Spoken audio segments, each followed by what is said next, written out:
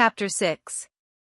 For the next 2 weeks, they traveled down through the continent, the nights becoming colder, the days shorter. Icy rain kept them company for 4 days, during which time Celaena was so miserably cold that she contemplated throwing herself into a ravine, hopefully dragging Cale with her. Everything was wet and half frozen, and while she could bear sodden hair, she couldn't withstand the agony of wet shoes. She had little sensation in her toes. Each night, she wrapped them in whatever spare, dry clothing she could find. She felt as though she were in a state of partial decay, and with each gust off rigid, stinging wind, she wondered when her skin would rip from her bones. But, as it was autumn weather, the rain suddenly disappeared, and cloudless, brilliant skies once more stretched over them. Celaena was half asleep on her horse when the Crown Prince pulled out of line and came trotting toward them, his dark hair bouncing. His red cape rose and fell in a crimson wave. Above his unadorned white shirt was a fine cobalt blue jerkin trimmed with gold. She would have snorted, but he did look rather good in his knee-high brown boots. And his leather belt did go nicely even though the hunting knife seemed a bit too bejeweled. He pulled up alongside Cale. "Come," he said to the captain, and jerked his head at the steep, grassy hill that the company was starting to ascend. "Where?" the captain asked, jangling Celaena's chain for Dorian to notice. "Wherever he went, she went." "Come see the view," Dorian clarified. "Bring that one, I suppose." Celaena bristled. "That one?" As if she were a piece of baggage. Cale moved them out of line, giving her chain a fierce tug. She grasped the reins as they advanced into a gallop, the tangy smell of horsehair creeping into her nostrils. They rode quickly up the steep hill, the horse jerking and surging beneath her. Celaena tried not to wince as she slid backward in the saddle. If she fell, she'd die of humiliation. But the setting sun emerged from the trees behind them, and her breath caught in her throat as a spire, then 3, then 6 more appeared, piercing the sky. Atop the hill, Celaena stared at the crowning achievement of Adarlan. The glass castle of Rifthold. It was gargantuan, a vertical city of shimmering, crystalline towers and bridges, chambers and turrets, domed ballrooms and long, endless hallways. It had been built above the original stone castle, and cost a kingdom's wealth to construct. She thought of the first time she'd seen it, 8 years ago, cold and still, frozen like the earth beneath her fat pony. Even then, she found the castle tasteless, a waste of resources and talent, its towers reaching into the sky like clawed fingers. She remembered the powder blue cloak that she kept touching, the weight of her fresh curls, the scratch of her stockings against the saddle, how she worried about the spot of mud on her red velvet shoes, and how she kept on thinking about that man, the man she'd killed 3 days earlier. "One more tower and the whole thing will collapse," the Crown Prince said. From his spot on the other side of Cale, the sounds of their approaching party filled the air.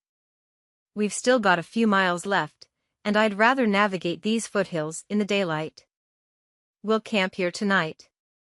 "I wonder what your father will think of her," Cale said. "Oh, he'll be fine until she opens her mouth. Then the bellowing and the blustering will begin, and I'll regret wasting the past 2 months tracking her down. But well, I think my father has more important matters to worry over." With that, the prince moved off. Celaena couldn't keep her eyes from the castle. She felt so small, even from far away. She'd forgotten how dwarfing the building was.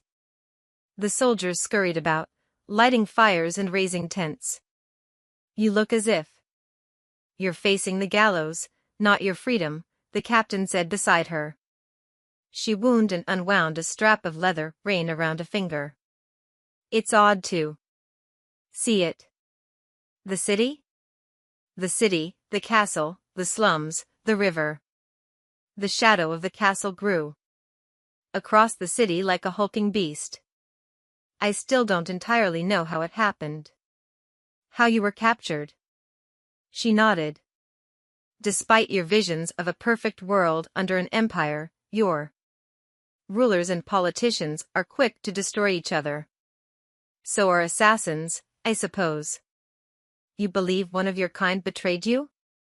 Everyone knew I received the best hires and could demand any payment.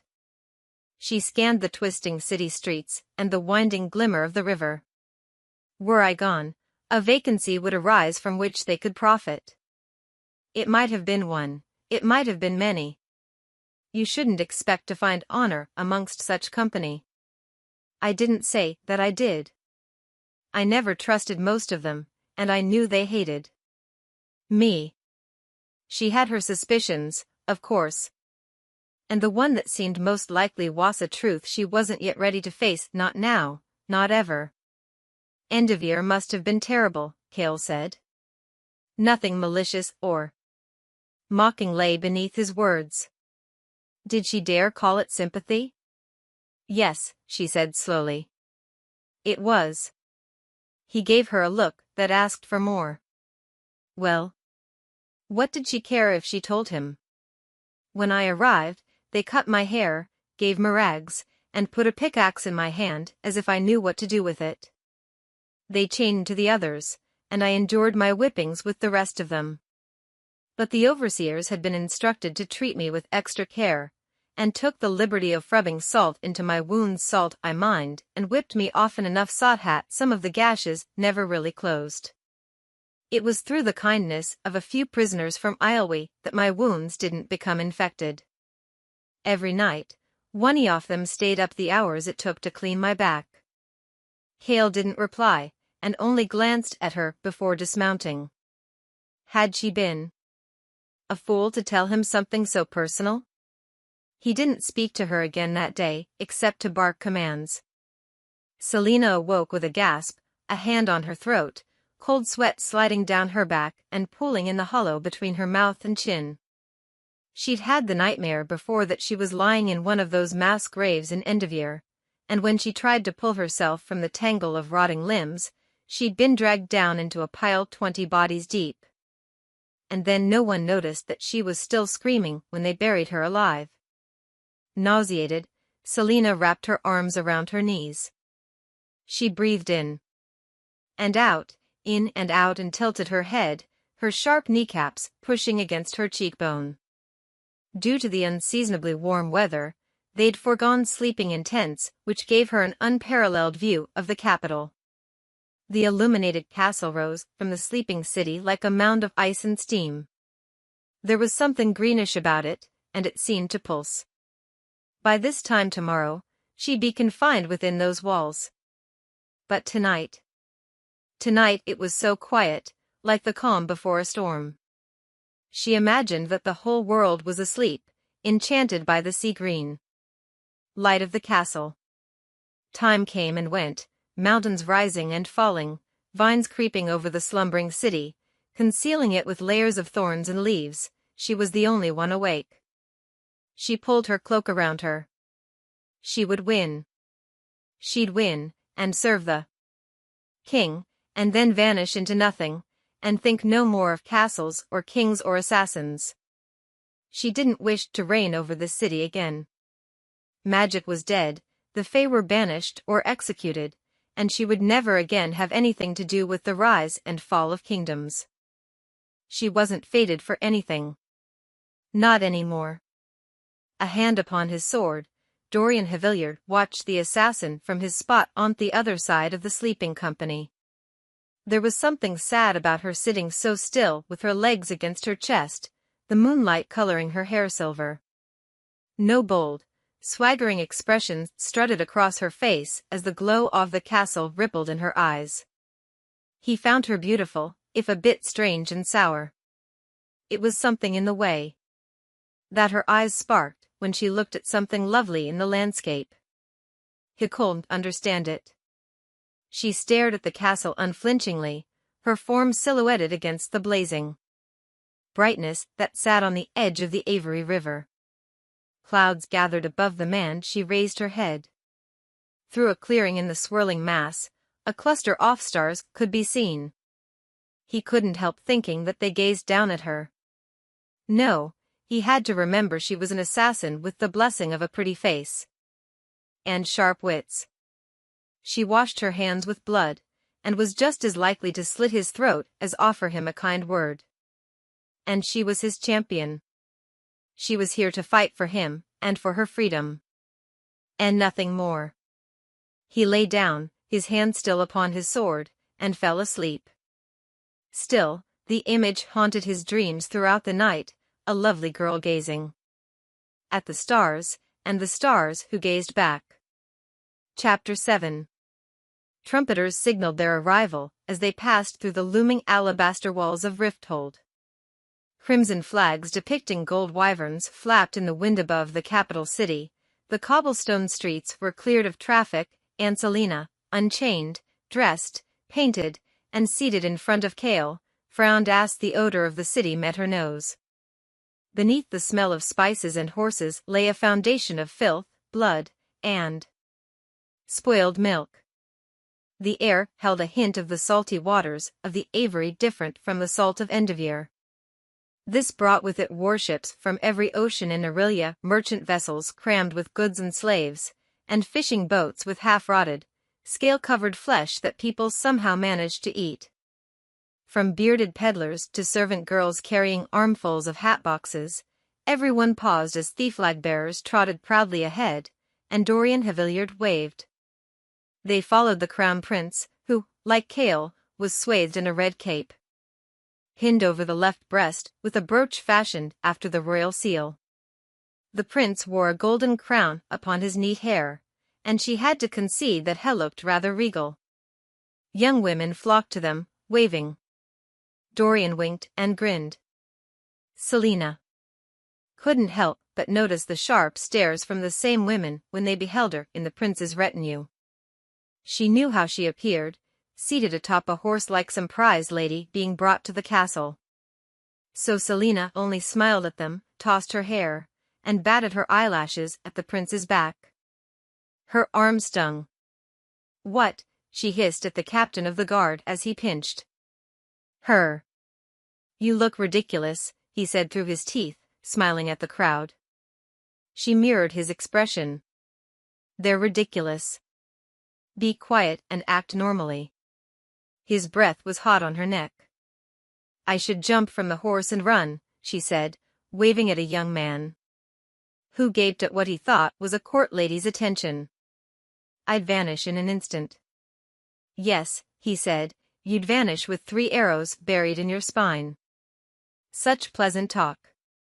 They entered the shopping district, where the crowd swelled between the trees, lining the broad avenues of white stone. The glass storefronts were nearly invisible beyond the crowd, but a ravenous sort of hunger arose in her as they passed shop after shop.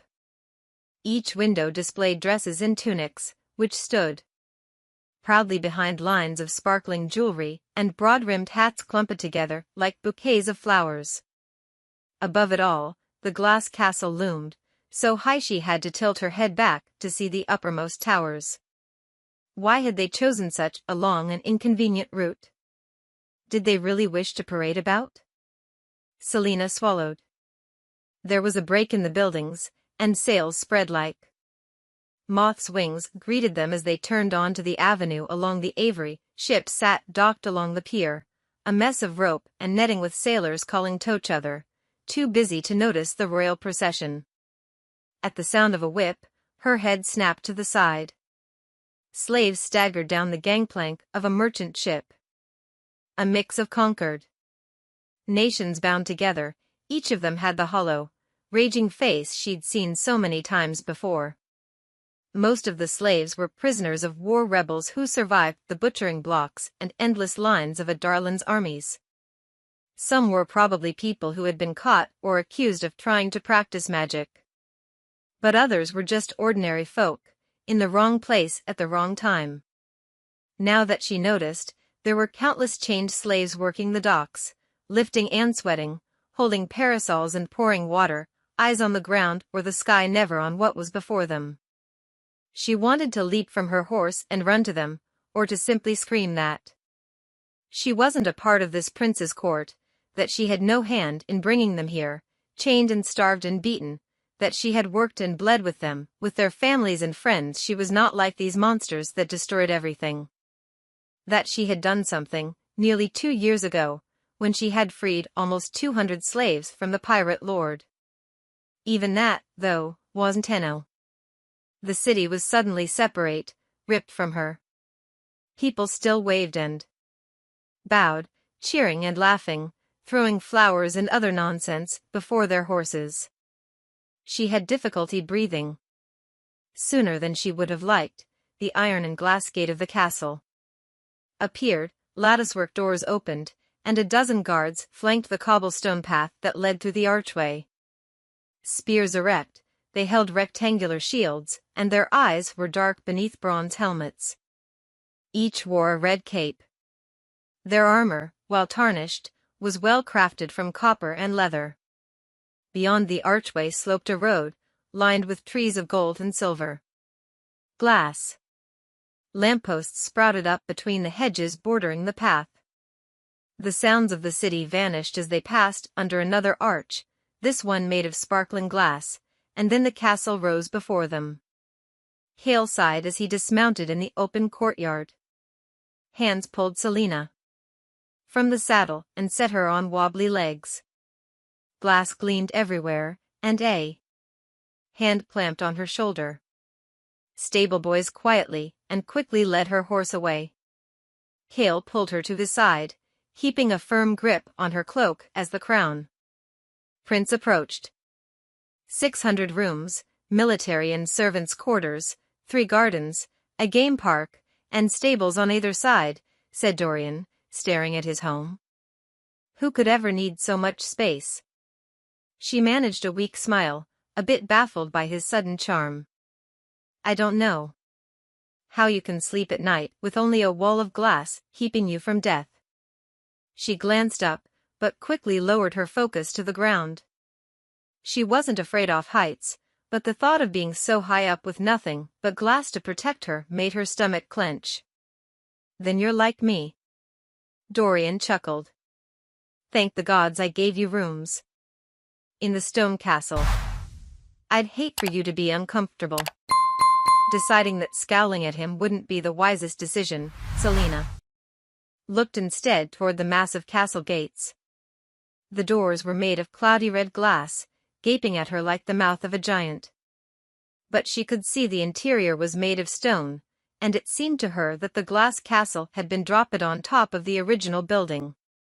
What a ridiculous idea, a castle made of glass.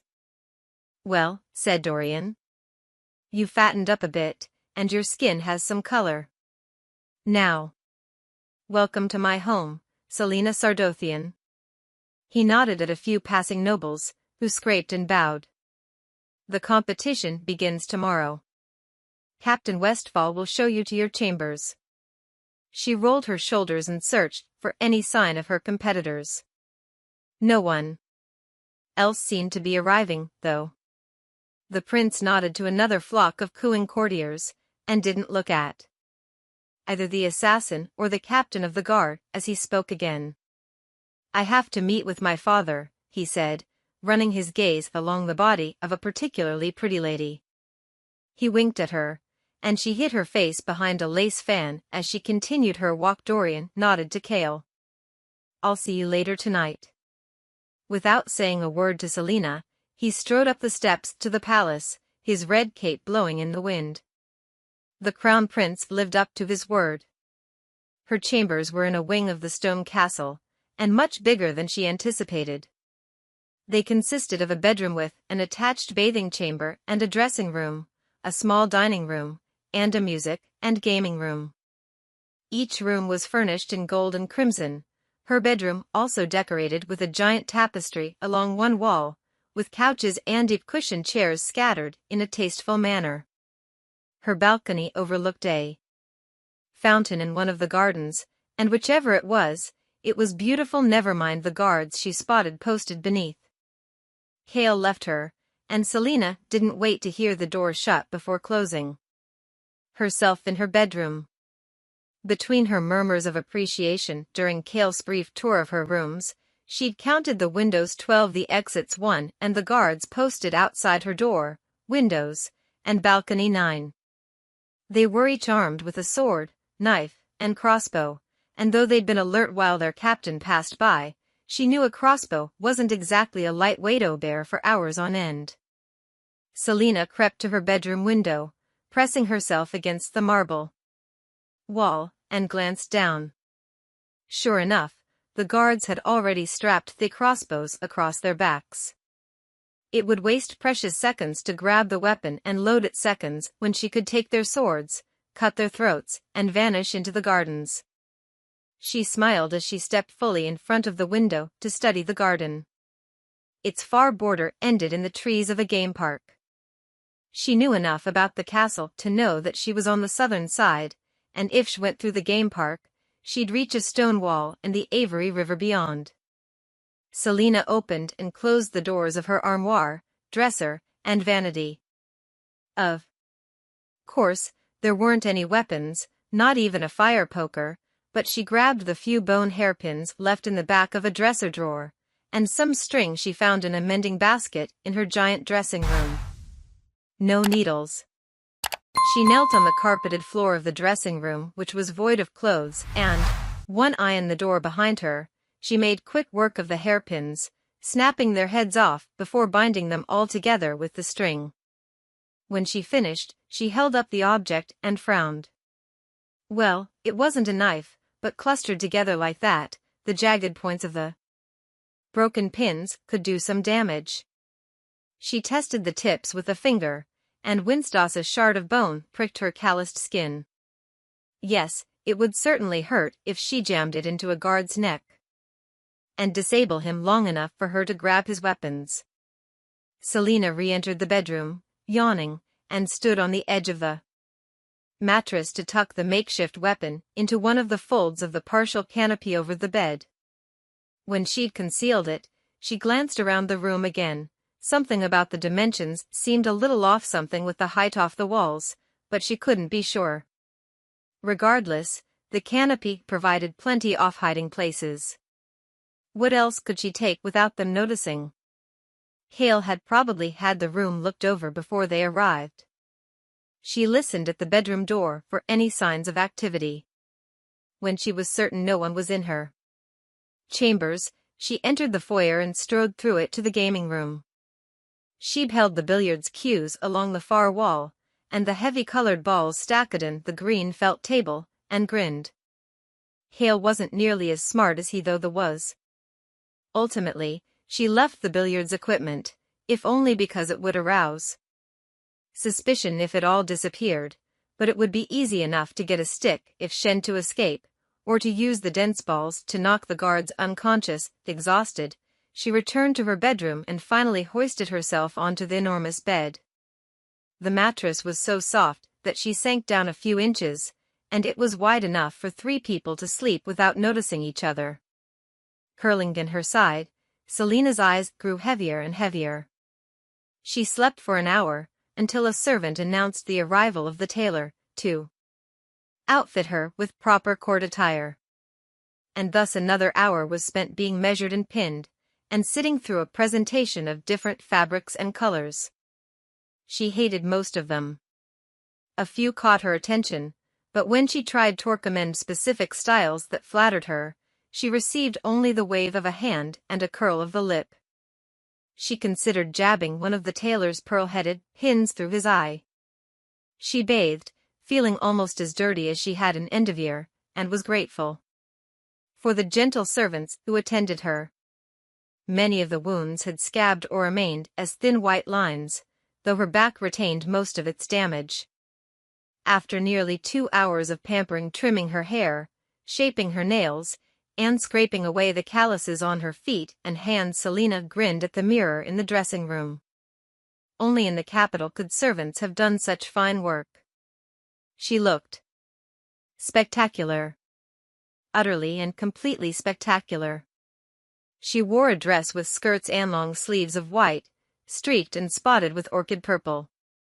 The indigo bodice was bordered with a thin line of gold, and an ice-white cape hung from her shoulders. Her hair, half up and twisted with a fuchsia ribbon, fell in loose waves. But her smile faltered as she remembered why, exactly, she was here. The king's champion indeed. She looked more like the king's lapdog. Beautiful, said an older, female voice, and Celaena pivoted, the yards of cumbersome fabric twisting with her. Her corset, the stupid, cursed thing, pushed on her ribs so hard that the breath was sucked from her. This was why she mostly preferred tunics and pants. It was a woman, large but well contained within the gown of cobalt and peach. That marked her as one of the servants of the royal household. Her face, while a bit wrinkled, was red-cheeked and finely colored. She bowed. "Philippa Spindlehead," said the woman, rising. "Your personal servant." "You must be Celaena Sardothien," she said flatly. Philippa's eyes widened. "Keep that to yourself, miss," she whispered. "I'm the only one who knows." "And the guards, I suppose." "Then what do people think about all my guards?" she asked. Philippa approached, ignoring Celaena's glower as she adjusted the folds of the assassin's gown, fluffing them in the right places. "Oh, the other champions have guards outside their rooms, too. Or people just think you're another lady friend of the prince." "Another?" Philippa smiled, but kept her eyes upon the dress. "He has a big heart, His Highness." Celaena wasn't at all surprised. A favorite with women? "It's not my place to speak about His Highness. And you should mind your tongue, too. I'll do as I please." She surveyed the withered face of her servant. Why send such a soft woman to serve her? She'd overpower her in a heartbeat.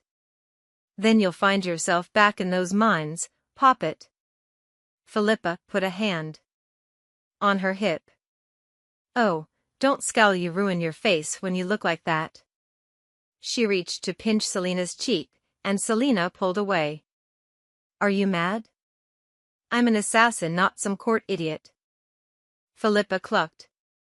"You're still a woman, and so long as you're under my charge, you'll act like one, or Wyrd help me." Celaena blinked, then slowly said, "You're awfully bold. I hope you don't act like this around court ladies." "Ah. There was surely a reason why I was assigned to attend you. You understand what my occupation entails, don't you? No disrespect, but this sort of finery is worth far more than seeing my head roll on the ground." Celaena's upper lip pulled back from her teeth as the servant turned from the room. "Don't make such a face," Philippa called over her shoulder. "It squishes that little nose of yours." Celaena could only gape as the servant woman shuffled away. The Crown Prince of Adarlan stared at his father unblinkingly, waiting for him to speak. Seated on his glass throne, the King of Adarlan watched him back. Sometimes Dorian forgot how little he looked like his father. It was his younger brother, Holland, who took after the king, with his broad frame and his round, sharp-eyed face. But Dorian, tall, toned, and elegant, bore no resemblance to him. And then there was the matter of Dorian's sapphire eyes. Not even his mother had his eyes. No one knew where they came from. "She has arrived?" his father asked. His voice was hard, edged with the clash of shields and the scream of arrows. As far as greetings went, that was probably the kindest one he'd get. "She shouldn't pose any threat or problem while she's here," Dorian said as calmly as he could. Picking Sardothien had been a gamble, a bet against his father's tolerance. He was about to see if it was worth it. "You think like every fool she's murdered." Dorian straightened as the king continued. "She owes allegiance to none but herself, and won't balk at putting a knife through your heart. Which is why she'll be fully capable of winning this competition of yours." His father said nothing, and Dorian went on, his heart racing. Come to think of it, the whole competition might be unnecessary. You say that because you're afraid of losing good coin. If only his father knew that he hadn't just ventured to find a champion to win gold, but also to get away from him, for as long as he could manage. Dorian steeled his nerve, remembering the words he'd been brooding over for the entire journey from Endeavour. I guarantee she'll be able to fulfill her duties. We truly don't need to train her. I've told you already, it's foolish to have this competition at all. If you do not mind your tongue, I'll have her use you for practice. And then what? Have Holland take the throne? Do not doubt me, Dorian, his father challenged. You might think this girl can win, but you forget that Duke Parrington is sponsoring Kane. You would have been better off picking a champion like him forged in blood and iron on the battlefield. A true champion. Dorian stuffed his hands in his pockets. Don't you find the title a little ridiculous, given that our champions are no more than criminals? His father rose from his throne and pointed at the map painted on the far wall of his council chamber. I am the conqueror of this continent, and soon-to-be ruler of all Aurelia. You will not question me. Dorian, realizing how close he was to crossing a boundary between impertinence and rebellion, a boundary that he'd been very, very careful to maintain, mumbled his apologies. We're at war with Wendlin, his father went on. I have enemies all around.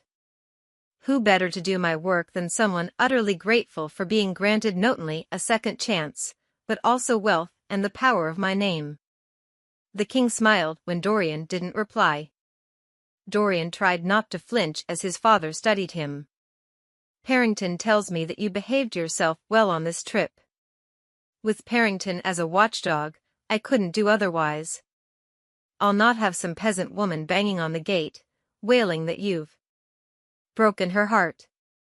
Dorian's face colored, but he did not drop his father's stare. I've toiled too hard and long to establish my empire. You will not complicate it with illegitimate heirs. Marry a proper woman, then dally as you will after you give me a grandson or two. When you're king, you will understand consequences. When I'm king, I won't declare control over Terrason through thin claims of inheritance. Hale had warned him to watch his mouth when speaking to his father, but when he spoke to him like that, as if he were a pampered idiot. Even if you offered them self-rule, those rebels would mount your head on a pike before the gates of Orinth. Perhaps alongside all my illegitimate heirs, if I'm so fortunate. The king gave him a poisonous smile. My silver-tongued son. They watched each other in silence before Dorian spoke again. Perhaps you should consider our difficulty in getting past Wendlin's naval defenses to be a sign that you should stop playing at being a god. Playing? The king smiled, his crooked teeth glowing yellow in the firelight. I am not playing. And this is not a game. Dorian's shoulders stiffened. Though she may look pleasant, she's still a witch. You are to keep your distance, understood? Who? The assassin? She's dangerous, boy, even if you're sponsoring her. She wants one thing and one thing only. Don't think she won't use you to get it. If you court her, the consequences will not be pleasant. Not from her, and not from me. And if I condescend to associate with her, what would you do, father? Throw me in the mines as well? His father was upon him before Dorian could brace himself. The back of the king's hand connected with Dorian's cheek, and the prince staggered, but regained his countenance. His face throbbed, stinging so badly he fought to keep his eyes from watering. Son or no son, the king snarled, I am still your king, you will obey me, Dorian Havillard, or you will pay. I'll have no more of your questioning. Knowing he'd only cause more trouble for himself if he stayed, the crown Prince of Adarlan bowed silently and left his father, eyes gleaming with barely controlled anger. Chapter 8. Celaena walked down a marble hall, her dress flowing behind in a purple and white wave. Chaol strode beside her, a hand on the eagle-shaped pommel of his sword. Is there anything interesting down this hall? What else would you care to see? We've already seen all 3 gardens, the ballrooms, the historical rooms, and the nicest views offered from the stone castle. If you refuse to go into the glass castle, there's nothing else to see. She crossed her arms. She'd managed to convince him to give her a tour under the pretense of extreme boredom when, in fact, she'd used every moment toplot a dozen escape routes from her room. The castle was old, and most of its halls and stairwells went nowhere. Escaping would require some thought. But with the competition beginning tomorrow, what else did she have to do? And what better way to prepare for a potential disaster? I don't understand why you refuse to enter the glass edition, he went on. There's no difference between the interiors. You wouldn't even know that you were inside it unless someone told you or you looked out the window. Only an idiot would walk in a house made of glass. It's as sturdy as steel and stone. Yes, until someone just a bit too heavy enters and it comes crashing down. That's impossible. The thought of standing on floors of glass made her queasy. Is there no menagerie or library that we could see? They passed by a set of closed doors. The sounds of lilting speech reached them, along with the gentle strumming of a harp. What's in there? The Queen's court. He grabbed her arm and pulled her down the hall. Queen Georgina? Didn't he have any idea what information he was giving away? Perhaps he honestly thought she wasn't a threat. She hid her scowl. Yes, Queen Georgina Haviliard. Is the young prince at home? Holland? He's at school. And is he as handsome as his older brother? Celaena smirked as Chaol tensed. It was well known that the 10-year-old prince was rotten and spoiled, inside and out, and she remembered the scandal that had erupted a few months before her capture. Holland Haviliard, upon finding his porridge burnt, had beaten one of his servants so badly that there was no possibility of it being concealed. The woman's family had been paid off, and the young prince shipped to school in the mountains. Of course everyone knew. Queen Georgina had refused to hold court for a month. Holland will grow into his lineage, Chaol grumbled. There was a bounce to her step as Celaena walked on, the court fading away behind them. They were silent for a few minutes before an explosion sounded nearby, then another. What is that awful noise? Celaena said. The captain led her through a set of glass doors, and he pointed up as they entered into a garden. The clock tower, he said, his bronze eyes shining with amusement, as the clock finished its war cry. She'd never heard bells like that.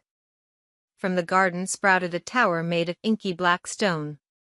2 gargoyles, wings spread for flight, perched on each of the 4 clock faces, soundlessly roaring at those beneath. What a horrible thing, she whispered. The numbers were like war paint on the white face of the clock, the hands like swords as they slashed across the pearly surface. As a child, I wouldn't go near it, Chaol admitted. You'd see something like this before the gates of Wyrd, not in a garden. How old is it? The king had it built around Dorian's birth. This king? Chaol nodded. Why would he build such a wretched thing? Come on, he said, turning as he ignored her question. Let's go. Celaena examined the clock for a second more. The thick, clawed finger of a gargoyle pointed at her. She could have sworn that its jaws had widened. As she made to follow Chaol, she noticed a tile on the paved pathway. What's this? He stopped. What's what? She pointed at the mark engraved on the slate. It was a circle with a vertical line through the middle that extended beyond the circumference. Both ends of the line were hooked, one directing downward, the other up. What is this mark in the path here? He walked around until he stood beside her. I have no idea. Celaena examined the gargoyle again. He's pointing at it. What does the symbol mean? It means you're wasting my time, he said. It's probably some sort of decorative sundial. Are there other marks? If you looked, I'm sure you'd find them. She allowed herself to be dragged from the garden, away from the shadow of the clock tower and into the marble halls of the castle. Try as she might, and walk as far as they did, she couldn't shake the feeling that those bulging eyes were still upon her. They continued past the kitchen quarters, which were a mess of shouting, clouds of flour, and surging fires. Once beyond, they entered a long hallway, empty and silent save for their footsteps. Celaena suddenly halted. What, she breathed, is that? She pointed at the 20-foot oak doors, her eyes widening at the dragons that grew out of either side of the stone wall. Four-legged dragons, not vicious, bipedal wyverns like those on the royal seal. The library. The two words were like a shot of lightning. She looked at the claw-shaped iron handles. May we go? In? The captain of the guard opened the doors reluctantly, the strong muscles of his back shifting as he pushed hard against the worn oak. Compared to the sunlit hallway, the interior that stretched beyond them seemed formidably dark, but Ash stepped inside, candelabras came into view, along with black and white marble floors, large mahogany tables with red velvet chairs, a slumbering fire, mezzanines, bridges, ladders, railings, and then books and books. She entered a city made entirely of leather and paper. Celaena put a hand against her heart. Escape routes be damned. I've never seen. How many volumes are there? Hale shrugged. The last time anyone bothered to count, it was 1,000,000. But that was 200 years ago. I'd say maybe more than that, especially given the legends that a second library lies deep beneath, in catacombs and tunnels. Over 1,000,000? 1,000,000 books? Her heart leapt and danced, and she cracked a smile. I'd die before I even got through half of that. You like to read? She raised an eyebrow. Don't you? Not waiting for an answer, she moved farther into the library, the train of her gown sweeping across the floor. She neared a shelf and looked at the titles. She recognized none of them. Grinning, she whirled and moved through the main floor, running a hand across the dusty books. I didn't know assassins liked to read, Hale called. If she were to die now, it would be in complete bliss. You said you were from Terrasen. Did you ever visit the Great Library of Orinth? They say it's twice the size of this, and that it used to hold all the knowledge of the world. She turned from the stack she was currently studying. Yes, she admitted. When I was very young. Though they wouldn't let me explore, the master scholars were too afraid I'd ruin some valuable manuscript. She hadn't returned to the Great Library since and wondered how many of those invaluable works had been ordered destroyed by the King of Adarlan when he outlawed magic. From the way Cale said used to with a tinge of sadness, she assumed much had been lost. Though part of her savored the hope that those master scholars had smuggled many of the priceless books to safety, that when the royal family had been slaughtered and the King of Adarlan invaded, those stuffy old men had had the good sense to start hiding 2,000 years' worth of ideas and learning. A dead, empty space opened inside her. Needing to change the subject, she asked, Why are none of your folk here? Guards are of no use in a library. Oh, how wrong he was. Libraries were full of ideas, perhaps the most dangerous and powerful of all weapons. She said, I was referring to your noble companions. He leaned against a table, a hand still on his sword. At least one of them remembered that they were alone together in the library. Reading is a bit out of fashion, I'm afraid. Yes, well, more for me to read, then. Read? These belong to the king. It's a library, isn't it? It's the king's property, and you aren't of noble blood. You need permission. From either him or the prince. I highly doubt either would notice the loss of a few books. Hale sighed. It's late. I'm hungry. So, she said. He growled and practically dragged her from the library, after a solitary supper, over which she contemplated all of her planned escape. Routes and how she might make more weapons for herself. Celaena paced through her rooms. Where were the other competitors being kept? Did they have access to books, if they wanted? Celaena slumped into a chair. She was tired, but the sun had barely set. Instead of reading, she could perhaps use the pianoforte, but, well, it had been a while, and she wasn't sure she could endure the sound of her own stumbling, clumsy playing. She traced a finger over a splotch of fuchsia silk on her dress, all those books, with no one to read them. An idea flashed, and she jumped to her feet, only to sit at the desk and grab a piece of parchment. If Captain Westfall insisted on protocol, then she'd give it to him in abundance. She dipped the glass pen in a pot of ink and held it over the paper. How odd it felt to hold a pen. She traced the letters in the air. It was impossible that she'd forgotten how to write. Her fingers moved awkwardly as the pen touched the paper, but she carefully wrote her name, then the alphabet, 3 times. The letters were uneven, but she could do it. She pulled out another piece of paper and began to write. Your Highness. It has come to my attention that your library isn't a library, but rather a personal collection for only you and your esteemed father Tonejoy.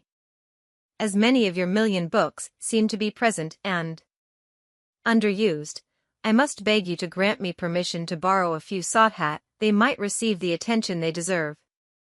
Since I am deprived of company and entertainment, this act of kindness is the least someone of your importance could deign to bestow upon a lowly miserable wretch such as I. Yours most truly, Celaena Sardothien. Celaena beamed at her note and handed it to the nicest-looking servant she could find, with specific instructions to give it immediately to the Crown Prince. When the woman returned half an hour later with a stack of books piled in her arms, Celaena laughed as she swiped the note that crowned the column off leather. My most true assassin.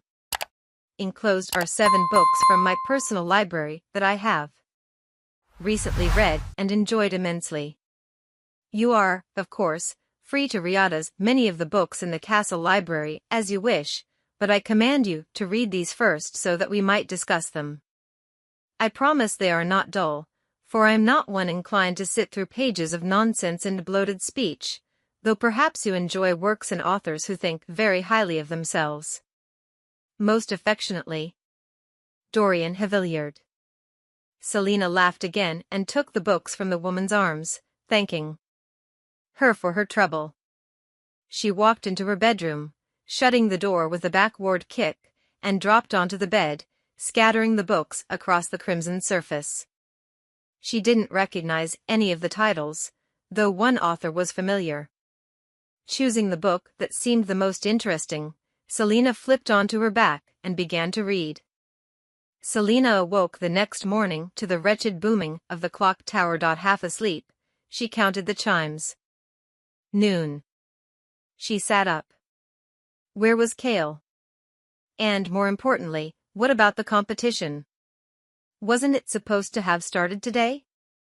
She leapt from bed and stalked through her chambers, half expecting to find him sitting in a chair, a hand upon his sword. He wasn't there. She popped her head into the hallway, but the 4 guards only reached for their weapons. She paced onto the balcony, the crossbows of 5 guards beneath clicking into position, and put her hands on her hips as she surveyed the autumn day. The trees in the garden were gold and brown, half of the leaves already dead on the earth. Yet the day was so warm it could have passed for summer.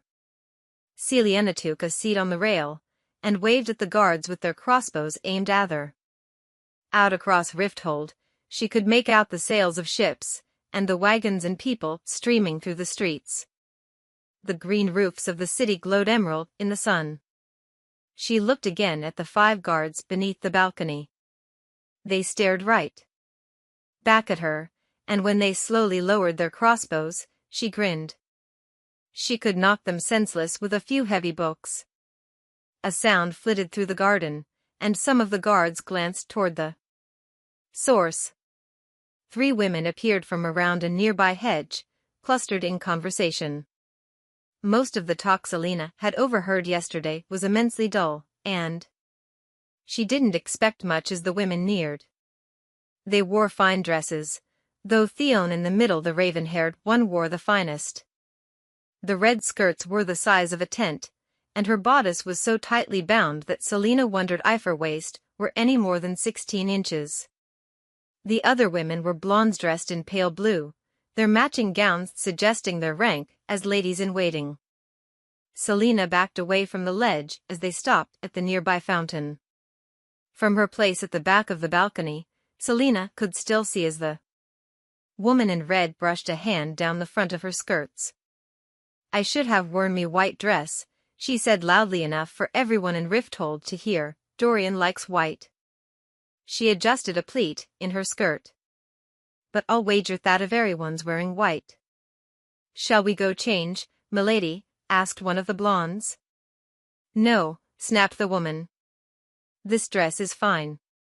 Old and shabby as it is." "But," said the other blonde, then stopped as her mistress's head whipped around.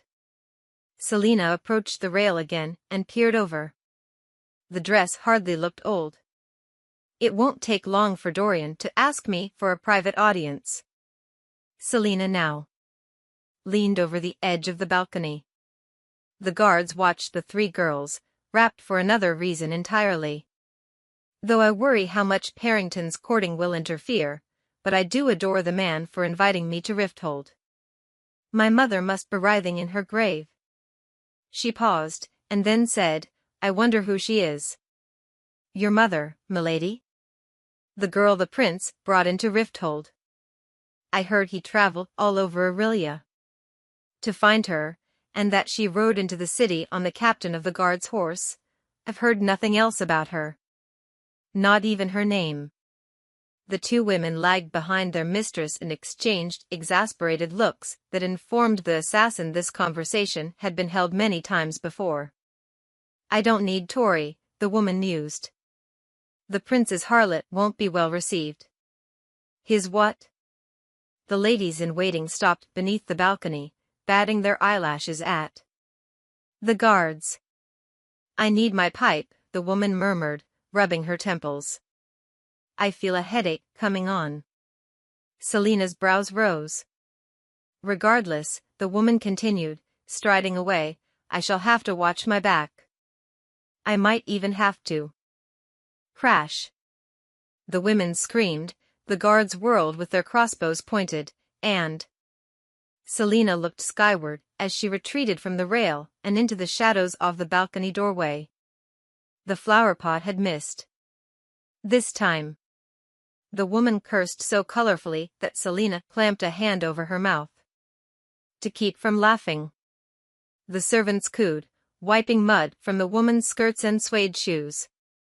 "Be quiet," the woman hissed. The guards, wisely, didn't let their amusement show. "Be quiet and let's go." The women hurried off as the prince's harlot strode into her chambers and called for her servants to dress her in the finest gown they could find. Chapter 9. Celaena stood before the rosewood mirror, smiling. She ran a hand down her gown. Seafoam white lace bloomed from the sweeping neckline, washing upon her breast from the powder-green ocean of silk that made up the dress. A red sash covered the waist, forming an inverted peak that separated the bodice from the explosion of skirts beneath. Patterns of clear green beads were embroidered in whorls and vines across the whole of it, and bone-colored stitching stretched along the ribs. Tucked inside her bodice was the small makeshift hairpin dagger, though it poked mercilessly at her chest. She lifted her hands to touch her curled and pinned hair. She didn't know what she planned to do now that she was dressed, especially if she'd probably have to change before the competition started, but skirts rustled from the doorway, and Celaena raised her eyes in the reflection to see Philippa enter behind her. The assassin tried not to preen and failed miserably. "It's such a pity you are who you are," Philippa said, turning Celaena to face her. "I wouldn't be surprised if you managed to ensnare some lord into marriage. Maybe even his highness, if you were charming enough." She adjusted the green folds of Celaena's dress before kneeling down to brush the assassin's ruby-colored slippers. "Well, it seems rumor has already suggested that. I overheard a girl saying that the crown prince brought me here to woo me. I thought the entire court knew about this stupid competition."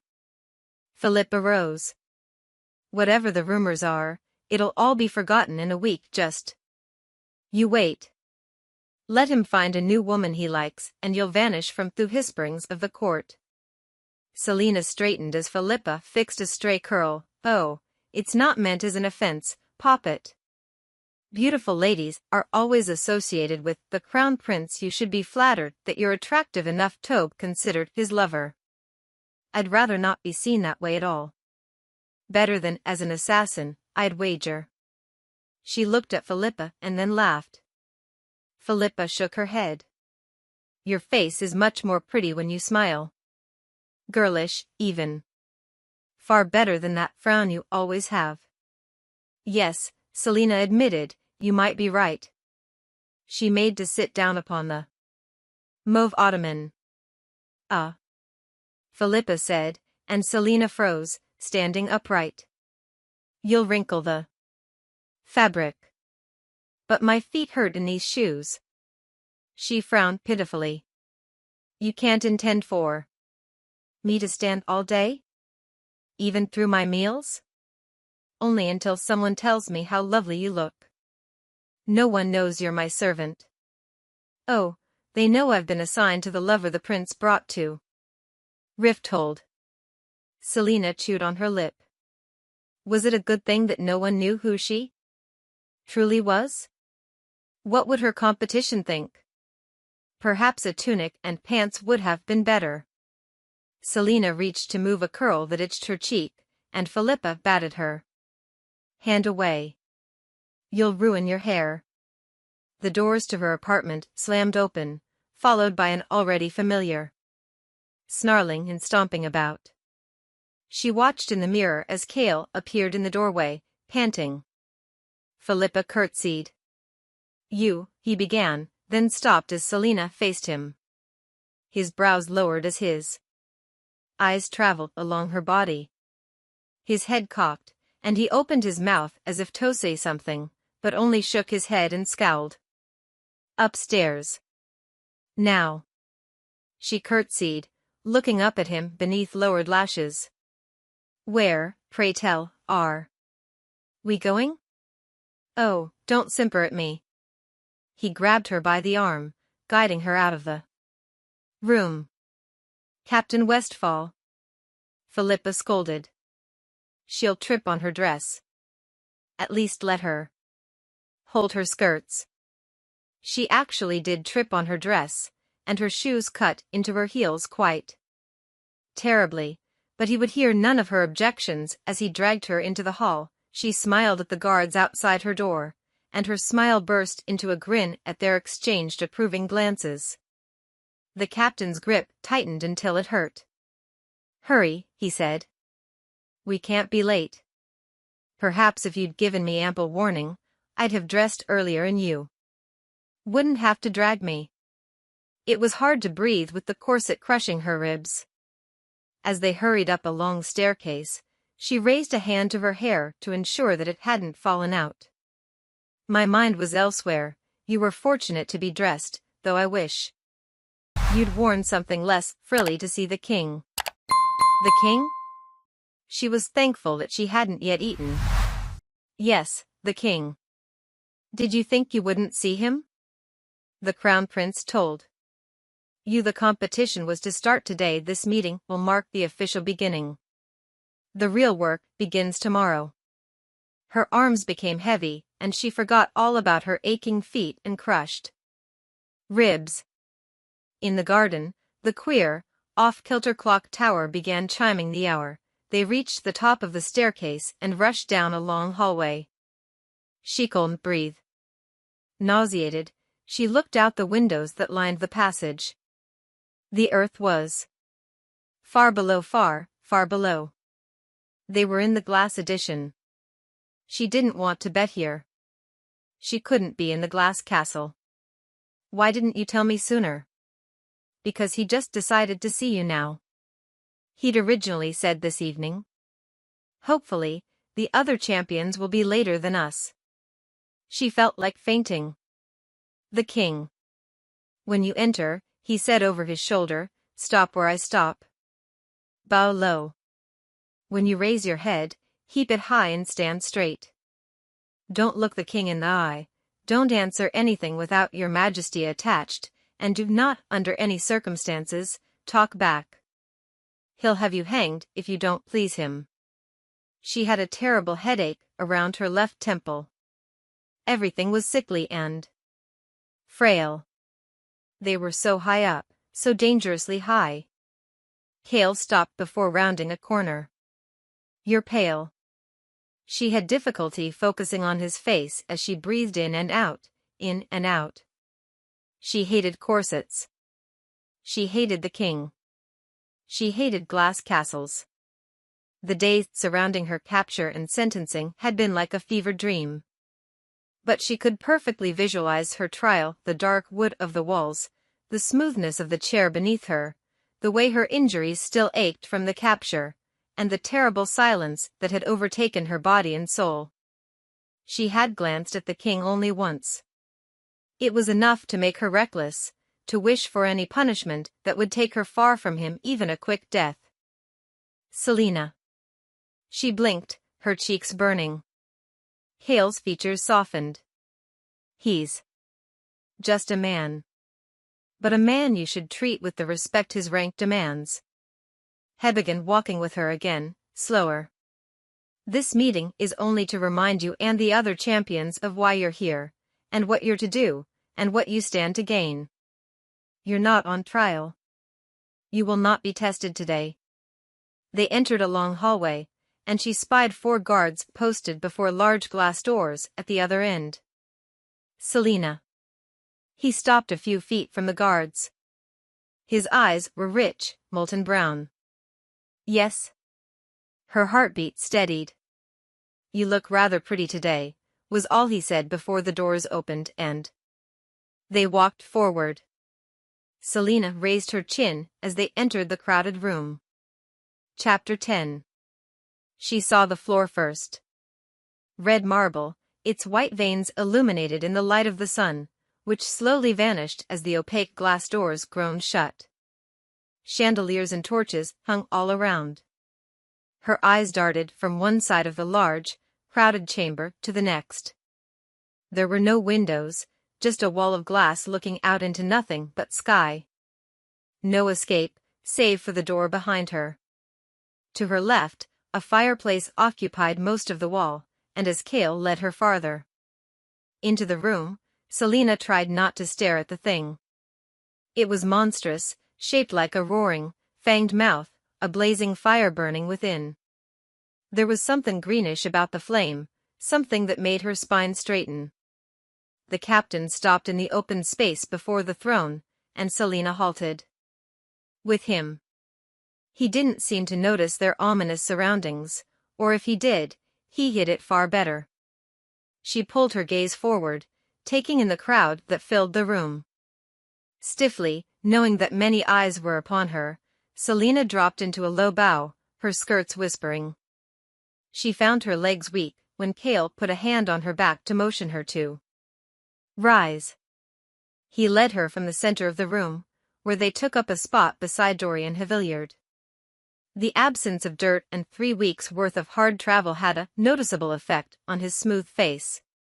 He wore a red and gold jacket, his black hair brushed and shining. An expression of surprise crossed his features when he beheld her in her finery, but it quickly melted into a wry grin as he looked toward his father. She might have returned it, had she not been focusing so on keeping her hands from shaking. The king spoke at last. "Now that you've all finally bothered to arrive, perhaps we can begin." It was a voice she had heard before, deep and raspy. It made her bones crack and splinter, made her feel the astonishing cold of a winter long since past. Her eyes only dared to venture as far as his chest. It was broad, not entirely with muscle, and seemed tightly restrained within a crimson and black tunic. A cape of white fur hung from his shoulders, and a sword was sheathed at his side. Atop its hilt perched a wyvern, open-mouthed and screaming. None that came before that broad blade lived to see another day. She knew that sword. Not hung was its name. You have all been retrieved from across Aurelia for the purpose of serving your country. It was easy enough to tell the nobility from her competitors. Old and wrinkled, each nobleman wore fine clothes and decorative swords. Beside each of them stood a man, some tall and slender, some burly, some average, all of them surrounded by at least 3 vigilant guards. 23 men stood between her and freedom.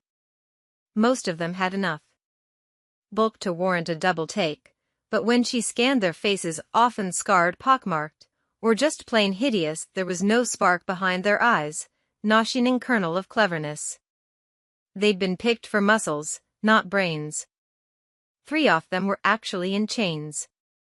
Were they that dangerous? A few of them met her gaze, and she stared right back, wondering if they thought she was a competitor or just a court lady. Most of the competitors' attention jumped right over her. She gritted her teeth. The dress had been a mistake. Why had Cale not told her about the meeting yesterday? A moderately handsome black-haired young man stared at her, though, and she willed her face into neutrality while his gray eyes took her in. He was taloned, lean, but not gangly, and he inclined his head to her. She studied him for a moment longer, from the way he balanced his weight to his left, to what feature he first noticed when his eyes moved on and he examined the other competitors. One was a gargantuan man standing beside Duke Parrington, who seemed crafted of muscle and steel, and took pains to display it with his sleeveless armor. The man's arms looked capable of crushing a horse's skull. It wasn't that it was ugly. In fact, his tanned face was rather pleasant, but there was something nasty about his demeanor, about his obsidian eyes as they shifted and met her own. His large, white teeth gleamed. The king spoke. "You're each competing for the title of my champion, my right-hand sword in a world brimming with enemies." A flicker of shame sparked within her. What was champion but a dressed-up name for murderer? Could she actually stomach working for him? She swallowed. She had to. She had no other choice. "Over the next 13 weeks, you shall each dwell and compete in my home. You will train every day, and be tested once a week, a test during which one of you will be eliminated." Celaena did the calculations. There were 24 of them, and only 13 weeks. As if sensing her question, the king said, "These tests will not be easy, nor will your training. Some of you might die in the process. We will add additional elimination tests as we see fit. And if you fall behind, if you fail, if you displease me, you will be packed off to whatever dark hole you came from. The week after Maas, the 4 remaining champions will face each other in a duel to win the title. Until then, While my court is aware that some sort of contest is being held among my closest friends and advisors, he waved a huge scarred hand to encompass the room. You will keep your business private. Any wrongdoing on your part, and I'll stake you to the front gates. By accident, her gaze slipped onto the king's face, and she found his dark eyes staring into hers. The king smirked. Her heart threw itself backward and clung to the bars of her rib cage. Murderer. He should be hanging from the gallows. He had killed many more than she. People undeserving and defenseless. He'd destroyed cultures, destroyed invaluable knowledge, destroyed so much of what had once been bright and good. His people should revolt. Aurelia should revolt the way those few rebels had dared to do. Celaena struggled to maintain his gaze. She couldn't retreat. Is that understood? The king asked, still staring at her. Her head was heavy as she nodded. She had only until Maas to beat them all. One test a week, perhaps more. Speak, the king bellowed to the room, and she tried not to flinch. Are you not grateful for this opportunity? Do you not wish to give me your thanks and allegiance? She bowed her head and stared at his feet. Thank you, Your Majesty. I am most appreciative, she murmured, the sound blending in with the words of the other champions. The king put a hand upon Nothung's hilt. This should be an interesting 13 weeks. She could feel his attention still upon her face, and she ground her teeth. Prove trustworthy, become my champion, and wealth and glory will be yours eternal. Only 13 weeks to win her freedom. I am to depart next week for my own purposes. I will not return until Maas. But don't think I won't be able to give the command to execute any Ophu, should I hear word of any trouble or accidents. The champions nodded once more. If we're finished, I'm afraid I must take my leave, interrupted Dorian from beside her, and her head snapped up at the sound of his voice and his impertinence in interrupting his father. He bowed to his father, and nodded to the mute counselors. The king waved his son away, not even bothering to look at them. Dorian winked at Cale before walking from the room. If there are no questions, the king said to the champions and their sponsors, in a tone that suggested that asking questions would only guarantee a trip to the gallows, then you have my leave. Do not forget that you are here to honor me and my empire. Be gone, all of you. Celaena and Cale didn't speak as they strode down the hallway, quickly moving from the throng of competitors and their sponsors, who lingered to speak with one another and size each other up. With every step away from the king, steadying warmth returned. It wasn't until they rounded a corner that Cale let out a deep breath and removed his hand from her back. Well, you managed to keep your mouth shut for once, he said. But how convincing she was in her nodding and bowing, said a cheerful voice. It was Dorian, leaning against a wall. What are you doing? Cale asked. Dorian pushed off the wall. Why, waiting for you, of course. We're to dine this evening, Cale said. I was speaking to my champion, Dorian said with a roguish wink. Remembering how he'd smiled at the court lady the day of their arrival, she kept her gaze ahead. The crown prince took up a place safely beside Cale as they walked on. I apologize for my father's gruffness. She stared down the hall at servants who bowed to Dorian. He ignored them. By the Ward. Dorian laughed. He's trained you well already. He nudged Cale with his elbow. From the way you two are blatantly ignoring me, I'd say she could pass for your sister. Though you don't really look like each other, it will be hard to pass off someone so pretty as your sister. Celaena was unable to keep a hint of a smile from her lips. Both she and the prince had grown up under strict, unforgiving fathers. Father figure in her case. Arabin had never replaced the father she'd lost, nor had he ever tried to, but at least Arobin had an excuse for being equal parts tyrannical and doting. Why had the king of Adarlan let his son become anything but an identical copy of himself? There, Dorian said. A reaction. Thank the gods I've amused her. He glanced behind them, making sure there was no one there, before his voice quieted. I don't think Kale told you our plan before the meeting. Risky, on a law of our parts. What plan? She traced a finger along the beading on her skirts, watching it shimmer in the afternoon light. For your identity, which you should keep quiet about. Your competitors might know a thing or two about Adarlan's assassin and use it against you. Fair enough, even if it had taken them weeks to bother to fill her in. And who, exactly, am I to be, if not a ruthless killer?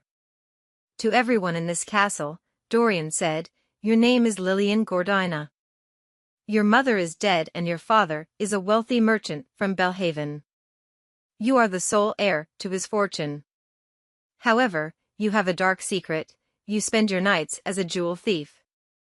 I met you this summer after you tried to rob me while I was vacationing in Belhaven, and I saw your potential then. But your father discovered your nightly fun, and removed you from the lure of the city to a town near Endevier. When my father decided to have this competition, I journeyed to find you, and brought you here as my champion. You can fill in the gaps yourself. She raised her brows. Really? A jewel thief? Kale snorted, but Dorian went on. It's rather charming, don't you think? When she didn't respond, the prince asked, do you find my home to your liking? It's very fine indeed, she said dully. Very fine indeed? Maybe I should move my champion to even larger chambers. If it pleases you. Dorian chuckled. I'm glad to find that seeing your competition hasn't damaged that swagger of yours. What did you make of Kane? She knew whom he meant. Perhaps you should start feeding me whatever Harrington is giving him. When Dorian continued staring at her, she rolled her eyes. Men of his size usually aren't very fast, or very nimble. He could knock me out in one punch, probably, but he'd have to be swift enough to catch me. She gave Kale a quick glance, daring him to challenge her claim, but Dorian answered. Good. I thought so. And what of the others? Any potential rivals? Some of the champions have rather gruesome reputations. Everyone else looks pathetic, she lied. The prince's smile grew. I bet they won't expect to be trounced by a beautiful lady. This was all a game to him, wasn't it? Before Celaena could ask, someone curtsied in the middle of their path. Your Highness. What a surprise. The voice was high, but smooth and calculated. It was the woman from the garden. She'd changed. She now wore a gown of white and gold that, despite herself, Celaena greatly admired. She was unfairly stunning. And Celaena was willing to bet a fortune that this was anything but a surprise. The woman had probably been waiting here for a while. Lady Celaena, Dorian said tersely, his body tensing. I've just come from Her Majesty's side, said Celaena, putting her back to Celaena. The assassin might have bothered to care about the slight if she had any interest in courtiers. Her Majesty wishes to see your Highness. Of course, I informed Her Majesty that your Highness was in a meeting and could not be. Lady Celaena, interrupted Dorian, I'm afraid you haven't been introduced to my friend. Celaena could have sworn the young woman bristled. Allow me to present the Lady Lilian Gordina. Lady Lilian, meet Lady Celaena Rompier. Celaena curtsied, restraining the urge to keep walking, if she had to deal with too much courtly nonsense, she might be better off back in Endevier. Calton bowed, the gold streaks in her dress glistening in the sunlight. Lady Lilian is from Belhaven. She arrived just yesterday. The woman studied Celaena from beneath dark-shaped eyebrows. And how long will you be staying with us? Only a few years, Dorian said with a sigh. Only? Why, Your Highness? How droll. That is a very long stretch of time. Celaena studied Celaena's narrow waist. Was it really that small, or could she barely breathe in her corset? She caught a glance exchanged between the two men: exasperation, annoyance, condescension. The Lady Lillian and Captain Westfall are very close companions, Dorian said dramatically. To Celaena's delight, Cale blushed. It will feel short for them, I assure you. And for you, Your Highness? Celaena said coyly. A concealed edge lingered beneath her voice. Mischief coiled and sprang within her, but Dorian answered. I suppose, he drawled, turning those brilliant blue eyes on Celaena, that it will be difficult for Lady Lillian and I as well. Perhaps more so. Celaena snapped her attention to Celaena. Wherever did you find that dress? She purred. It's extraordinary. I had it made for her, Dorian said casually, picking at his nails. The assassin and the prince glanced at each other, their blue eyes reflecting the same intent. At least they had one common enemy. It does look extraordinary on her, doesn't it? Celaena's lips pursed for a moment, but then bloomed into a full smile. Simply stunning. Though such pale green tends to wash out women of pallid skin. The Lady Lillian's paleness was a source of pride for her father. It makes her rather unusual. Dorian looked to Cale, who failed in his attempt to not appear incredulous. Don't you agree, Captain Westfall? Agree about what? He snapped. How unusual our Lady Lillian is. Shame on you, Your Highness. Celaena chided, concealing her wicked amusement beneath a giggle. I pale in comparison to Lady Celaena's fine features. Celaena shook her head, but looked at Dorian as she spoke. You are too kind. Dorian shifted on his feet. Well, I've dallied enough. I must attend to my mother. He bowed to Celaena, then to Cale. Finally, he faced Celaena. She watched with raised brows as he lifted her hand to his lips. His mouth was soft and smooth upon her skin, and the kiss sent a red-hot line of fire up through her arm that singed her cheeks. She fought against the urge to step back or smack him. Until our next meeting, Lady Lillian, he said with a charming smile. She would have highly enjoyed seeing Celaena's face, but she dipped into a curtsy. We must be on our way as well, Cale said as Dorian strode off, whistling to himself, his hands in his pockets. May we escort you anywhere? It was an insincere offer. No, Celaena said flatly, the facade falling. I'm meeting with His Grace Duke Parrington.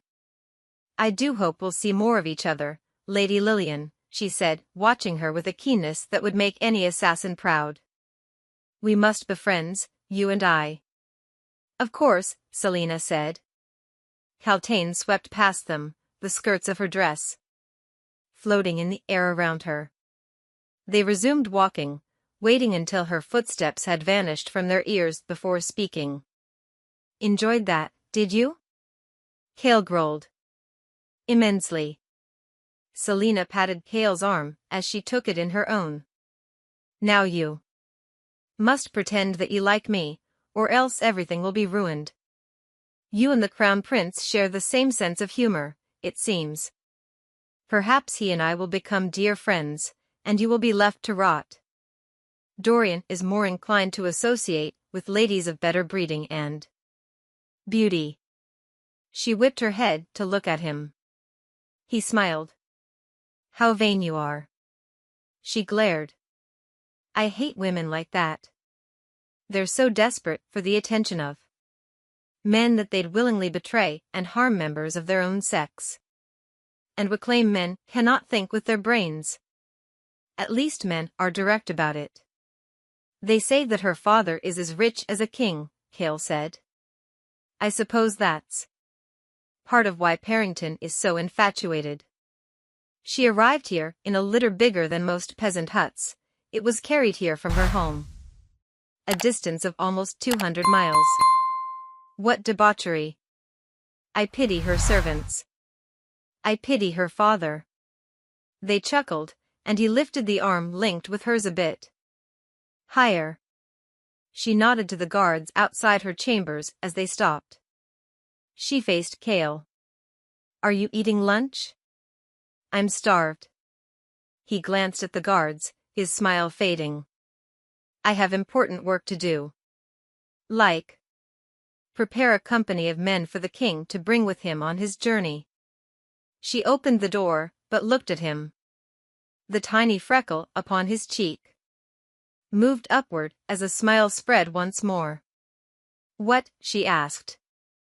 Something smelled delicious inside her chambers, and her stomach grumbled. Hale shook his head. A Darlan's assassin, he chuckled, and began walking back down the hall. You should rest, he called over his shoulder. The competition actually begins tomorrow. And even if you're as fantastic as you claim to be, you're going to need every moment of sleep you can get. Though she rolled her eyes and slammed the door, Celaena found herself humming throughout her meal.